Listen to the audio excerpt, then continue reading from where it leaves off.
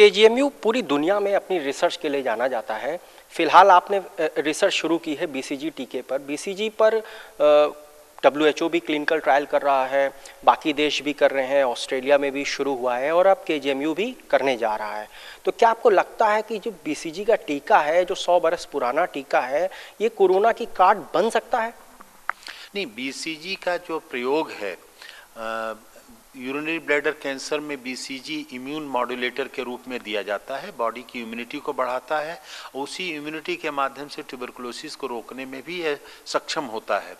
तो इस BCG vaccine का एक इनडायरेक्ट एविडेंस भारतवर्ष में मिला है कि भारत में ट्यूबरकुलोसिस बहुत कॉमन है, मलेरिया बहुत कॉमन है।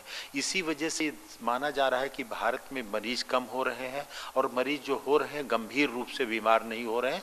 तो संभवतः दो हाइपोथेसिस दी गई, एक तो मलेरिया का कॉमन होना और दूसरा ट्यूबरकुलोसिस का कॉमन होना, या इनडायरेक्टली बीसीजी वैक्सीनेशन हमारी बहुत बड़ी पॉपुलेशन का यूनिवर्सल इम्यूनाइजेशन में होने की वजह से। तो इस बात को ध्यान में रखते हुए और बीसीजी की इम्यून मॉड्यूलेटर कैपेबिलिटी को जानते हुए भी हम लोग बीसीजी का प्रयोग इलाज में ब्लैडर कैंसर में करते हैं, वर्तमान में भी कर रहे हैं इस विश्वविद्यालय में। तो इस शोध को हमारे विश्वविद्यालय के मेडिसिन विभाग के द्वारा किया जा रहा है। यही नहीं, हाइड्रोक्सीक्लोरोक्विन जो मलेरिया में प्रयोग की जाती है उसका भी प्रयोग किया जा रहा है। कोई उसके प्रमाण बिल्कुल वास्तव में कंफर्म नहीं है विश्व के पास, लेकिन जब कोई स्पेसिफिक ट्रीटमेंट नहीं है तो इस तरह से कोई भी चीज़ जो एम्पिरिकली फायदा करती दिखाई दे रही है, जिसकी जरा सा भी संभावना है, तो मरीजों की जान रक्षा के लिए उसका प्रयोग किया जा रहा है। और उसके भी परिणाम जब हमारे कुछ और मरीजों पर प्रयोग हो जाएंगे तो उस परिणाम के बारे में हम विश्व को बताने में सक्षम होंगे। शोध के विषय में आपने जो बात की, तो हम लोग शोध के स्तर पर बहुत कार्य कर रहे हैं। प्रथमतः मैं बताना चाहूँगा कि एक पदार्थ है हिस्पेरिडीन, जिसको कि कोरोना वायरस इन्फेक्शन कोविड-19 में प्रयोग करने के लिए सीडीआरआई के साथ हमारा एक शोध कार्य प्रारंभ हो रहा है। सीडीआरआई के साथ ही एक एंटीवायरल ड्रग है जिसका हम लोग शोध करने जा रहे हैं। उसको सीडीआरआई ने सिंथेसिस कर ली है ड्रग, उसका शोध हम लोग कोरोना वायरस इन्फेक्शन में करने जा रहे हैं।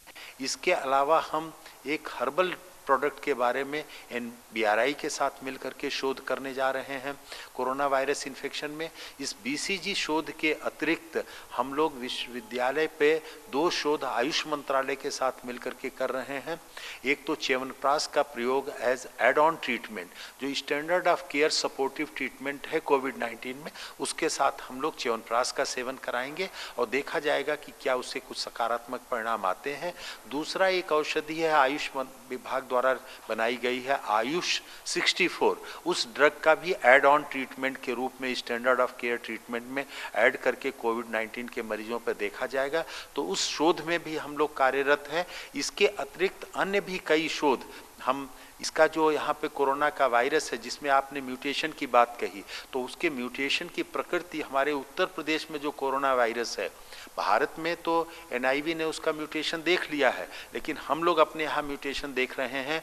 उसकी एक शोध की जा रही है कि क्या एनआईवी पुणे में जो म्यूटेशन पाया गया वही म्यूटेशन हमारे हैं कि हमारे कुछ अन्य डिफरेंट हैं, विश्व के म्यूटेशन से कुछ डिफरेंट है। तो इस तरह तरह की शोध कार्यों में विश्वविद्यालय लगा हुआ है। बहुत तरह के कार्य यहाँ पे ऑडिट की जा रही है पेशेंट्स की, और उसमें हम लोग ये देखेंगे कि वास्तव में कोरोना के माध्यम से कितनी मृत्यु हो रही है और कितने मरीजों की मृत्यु कोमॉर्बिड कंडीशंस की वजह से हो रही है। तो ये सब सार्थक जो शोध हैं, इनके परिणाम आने के बाद हम लोग इस लड़ाई में और भी थोड़ा बेहतर अपना योगदान दे पाएंगे। सर, केजीएमयू के माइक्रोबायोलॉजी डिपार्टमेंट में लगातार जांचें हो रही हैं। अब तक तकरीबन 39,000 जांचें हो चुकी हैं, 38,000 से ज़्यादा हैं। प्रदेश के तमाम अलग अलग जिलों से केजीएमयू जांचें पहुंच रही हैं, सहारनपुर से, संभल से, आगरा से। जबकि आगरा से लखनऊ की जो 300 किलोमीटर की दूरी है, यहाँ सैफई रिम्स बीच में पड़ता है, मेरठ और नोएडा में भी जांच हो सकती है। तो क्या आपको नहीं लगता है कि केजीएमयू में बर्डन लगातार बढ़ रहा है कोरोना टेस्टिंग को लेकर के, और सरकार को कुछ और सेंटर्स भी डेवलप करने चाहिए जहाँ पर कोरोना की टेस्टिंग नज़दीक के जिलों में कराई जा सके? कोरोना की टेस्टिंग के लिए वर्तमान में उत्तर प्रदेश में 27 लैब संचालित हैं। आरंभ में केवल केजीएमयू की ही लैब पूरे उत्तर प्रदेश और उत्तराखंड के लिए आईसीएमआर द्वारा अप्रूव्ड थी। उन 27 लैब में सबकी अपनी अपनी कैपेसिटी है। कुछ आरंभिक अवस्था में हैं जो 100 के आसपास टेस्ट कर रहे हैं, 150 200 कर रहे हैं। हमारी एक लैब, बड़ी लैब, प्रतिष्ठित लैब है, यहाँ पर बहुत ही लगन और मेहनत के साथ पूरी टीम काम कर रही है। आगरा में लैब है, आगरा में जालमा की लैब है, बीच में सैफई है, अलीगढ़ है पास में। लेकिन हमारी जो लैब ऐसी है कि वहाँ पर जब ओवरफ्लो होता है सैंपल्स का और तत्काल आवश्यकता है कि उन सैंपल्स को ओवरनाइट टेस्ट करके दिया जाए रिजल्ट, तो हम लोग इस तरह का रेस्क्यू ऑपरेशन केवल पश्चिमी उत्तर प्रदेश के लिए नहीं, मेरठ के लिए ही नहीं, बीएचयू के लिए और तमाम पूर्वी उत्तर प्रदेश की लैब्स के लिए भी हम लोग कर रहे हैं। और इस तरह से किसी दिन हमारी क्षमता भी 600-700 800 की है, लेकिन 1500-1500 तक टेस्ट कर रहे हैं। वर्तमान में जैसा कि आपने बताया 39,000 टेस्ट किए जा चुके हैं। 1111 मरीजों का उत्तर प्रदेश में पॉजिटिव जो रिजल्ट आए हैं, 1111 केवल केजीएमयू के लैब में पॉजिटिव पाए गए हैं। तो हम लोग 1/4 से ज़्यादा उत्तर प्रदेश के सैंपल्स की टेस्टिंग कर लिए हैं और लगातार इस फ्रंट पर हम लोग कार्यरत हैं, जिसकी वजह से हमें सेंटर ऑफ एक्सीलेंस आईसीएमआर ने बनाया, हमें मेंटर इंस्टीट्यूट बना दिया गया है। प्रदेश के सभी संस्थाओं को जो टेस्टिंग कर रहे हैं उनकी मेंटरिंग करना है। पूरे प्रदेश की सभी लैब्स को रिएजेंट्स और किट्स देने के लिए हमारे डिपो बना दिया गया है। तो इस तरह की जो हमारे लिए है एक्सटर्नल क्वालिटी एश्योरेंस करने के लिए सभी लैब्स का पॉजिटिव नेगेटिव मंगा करके उनकी गुणवत्ता की जांच करना, तो विश्वविद्यालय परिवार के लिए ये गौरव का विषय है। विभाग के द्वारा उच्च कार्य किया जा रहा है और आगे आवश्यकता अनुसार इस टेस्टिंग क्षमता को हम लोग बढ़ाने के लिए भी उत्तर प्रदेश से हम ही लोगों के पास जिम्मेदारी है। और इसको उम्मीद है कि हम इसी महीने के अंत तक 10,000 प्रतिदिन की जो वर्तमान में 6 से 7 हज़ार है पहुंचाने में प्रयास कर रहे हैं और उम्मीद है कि हम लोग पहुंच जाएंगे वहां तक। सर, कोविड प्रोटोकॉल की अगर बात करें, कोविड प्रोटोकॉल लखनऊ के कई डिफरेंट अस्पताल में कहीं ना कहीं उसमें ब्रेक हुआ है। केजीएमयू के ट्रामा में अभी मरीज़ पीछे के रास्ते से पहुंच गया था। राम सागर मिश्र हॉस्पिटल है बीकेटी का, वहाँ पे डॉक्टर और नर्स पॉजिटिव हो गई थी। पीजीआई में भी जो है पेसमेकर लगा दिया गया था। पहले कोरोना की टेस्टिंग महिला की होनी थी। तो ये जो प्रोटोकॉल है कि पहले टेस्टिंग होनी चाहिए और मरीज़ कैसे इधर से उधर जा रहा है, तो क्या आपको लगता है कि अभी भी कहीं ना कहीं कोविड प्रोटोकॉल को और सख्ती से लागू कराने की आवश्यकता है? नहीं, कोविड प्रोटोकॉल ज़्यादातर चिकित्सा संस्थान मजबूती से लागू कर रहे हैं और कोविड प्रोटोकॉल को लागू करने में जो कई बार संकट आ जाते हैं कि जब कोई गंभीर रूप से बीमार व्यक्ति है, घर वाले पैनिक कर रहे हैं, उसको चिकित्सकीय उपचार तुरंत उपलब्ध होना है और कोविड की जांच में आरटी-पीसीआर में कम से कम 12 घंटे का समय लगता है। ऐसी स्थिति में कई बार प्रोटोकॉल का उल्लंघन होता है, होना अवश्यंभावी होता है और कई बार अगर सजग रहे मेडिकल टीम तो उससे बचा भी जा सकता है। इस बात को ध्यान में रखते हुए अभी आईसीएमआर ने फिर एक एडवाइजरी जारी की है कि जैसे गर्भवती महिला में इमरजेंसी डिलीवरी होनी है तो कोविड टेस्ट की रिपोर्ट के इंतज़ार में उसको इमरजेंसी सेवा में किसी तरीके का डिले नहीं होना चाहिए। वास्तव में कोविड टेस्ट न हो तब भी उसके कार्य को पूरा केयर के साथ किया जाए। तो इस तरह की तमाम एडवाइजरीज आ रही हैं, क्योंकि मेडिकल चिकित्सा एक वैज्ञानिक विज्ञान की व्यवस्था, मैथमेटिकल व्यवस्था नहीं है। यहाँ पर मनुष्य एक जीवित व्यक्ति मरीज के रूप में उपस्थित होता है, तो उसमें प्रोटोकॉल में कई बार वायलेशन होना मरीज के हित में कार्य करने में कभी चिकित्सक को अपने अनुभव के आधार पर ऐसा प्रतीत होता है कि इस व्यक्ति को डायबिटीज़ है इसलिए इसकी सांस निमोनिया हो गया है, डायबिटीज़ एक कारण है, तो उसने सोचा कि डायबिटीज़ की वजह से हुआ है तो कोविड पे उसको सस्पिशन नहीं करेगा अपने क्लिनिकल जजमेंट के कारण। तो गुड फेथ में अगर ये वायलेशन भी होता है तो इसको नज़रअंदाज करना होगा, क्योंकि चिकित्सकों को बहुत ही ज़्यादा अगर उन पे कड़ाई से सुनिश्चित करने के लिए डिसिप्लिनरी कार्रवाई की जाएगी तो उनका हतोत्साहित होंगे और फिर डिफेंसिव जब काम करने लगेंगे तो इसमें मरीज के जो आवश्यक उपचार हैं जो तुरंत मिलने चाहिए, जीवन रक्षक उपचार, उसमें डिले होगा और ये ज़्यादा दुर्भाग्यपूर्ण होगा। और किसी का अगर अनफॉर्चुनेट एक्सपोजर हो रहा है तो एक एक्सपोजर से जैसा कि मालूम होना चाहिए पूरे दुनिया को मालूम है कि कोविड का भी कांटेक्ट पीरियड है आधे घंटे से 2 घंटे का। केवल एक क्षण किसी के संपर्क में आ जाने से कोविड नहीं हो जाता है, एक चीज। दूसरा, व्यक्ति का इम्यून सिस्टम उसके लिए है। तीसरा, कितनी मात्रा में वायरस का उसके ऊपर संक्रमण आया है। और इस तरह की कोई संभावना की दृष्टि से वैसे तो हाइड्रोक्सीक्लोरोक्विन को प्रिवेंशन के लिए प्रयोग किया जा रहा है, उस पूरी तरीके से वो रिकमेंडेड ट्रीटमेंट, अप्रूव ट्रीटमेंट नहीं है प्रिवेंशन के लिए, लेकिन अपने इस तरह के उपायों को प्रयोग करते हुए और कोई युवा चिकित्सक और चिकित्सक कर्मी अगर किसी तरीके का अपनी मरीज के हित में अगर कोई इस तरह का वायलेशन प्रोटोकॉल का करता है तो उसकी सद इच्छा को, सद्भावना का सम्मान करने की भी एक जगह पे साथ में आवश्यकता है। और ये तो आवश्यक है कि पूरे समाज को हमें बचाना है, तो हर व्यक्ति को चिकित्सक का तो दायित्व तो और ज़्यादा हो गया कि वो प्रोटोकॉल का फॉलो करे, क्योंकि वही अगर बीमार हो जाएगा तो बीमार को आगे इलाज कौन करेगा। कोरोना वॉरियर्स पूरे देश में संक्रमित हो रहे हैं सर, तकरीबन 550 से ज़्यादा डॉक्टर्स और पैरामेडिकल स्टाफ। हम उत्तर प्रदेश की बात करें, लखनऊ की बात करें तो पीपी किट को लेकर के सवाल खड़े होते रहे हैं। केजीएमयू में भी पीपी किट को लेकर के सवाल खड़े होते रहे हैं। तो क्या पीपी किट्स की उपलब्धता है? कई डॉक्टर्स भी गाहे बगाहे आरोप लगाते हैं कि मास्क और तमाम अन्य ज़रूरी संसाधन केजीएमयू में कहीं ना कहीं नहीं मिल पा रहे हैं। क्वीन मेरी में अभी ऑपरेशन कर दिया गया प्रसूता का बिना जांच कराए, और ये भी कहा जा रहा है कि जो ऑपरेशन जिस टीम ने किया था वो पीपी किट नहीं पहने हुई थी। तो इस पर आपका क्या कहना? नहीं, जो प्रसूता का विषय है उसको मैं भली भांति जानता हूँ। क्वीन मैरीज में जो हुआ था, कोविड की जांच कराई गई थी, पहली रिपोर्ट इनडिटर्मिनेट आई, वो फाइनली कंक्लूसिव नहीं थी, उसका रिपोर्ट रिपीट कराया गया। उसी दौरान गर्भ में बच्चे की हालत सीरियस होने लगी, माँ को एक कोलिस्टेसिस नाम की बीमारी के लक्षण आ गए, जांच में पाया गया। तो गर्भ के शिशु को खतरा था, उसको बचाने के लिए टीम ने अपना प्रिकॉशन ले करके गाउन्स, ग्लव्स, N95 और सब प्रिकॉशन लेके हेड कवर, शू कवर सब प्रयोग करते हुए उसके इलाज किया। अब माँ बच्चे को दोनों को बचा लिया। और आज आप ये प्रश्न पूछ रहे हैं, मुझे खुशी हो रही है आपको बताते हुए और दर्शकों को बताते हुए कि वो प्रसूता जिसके विषय में आपने प्रश्न किया, आज स्वस्थ होकर के, कोरोना वायरस इन्फेक्शन से मुक्त होकर के, वायरल इन्फेक्शन होकर के माँ और साथ में बच्चा दोनों स्वस्थ हालत में आज यहाँ विश्वविद्यालय के अस्पताल से डिस्चार्ज किए जा रहे हैं।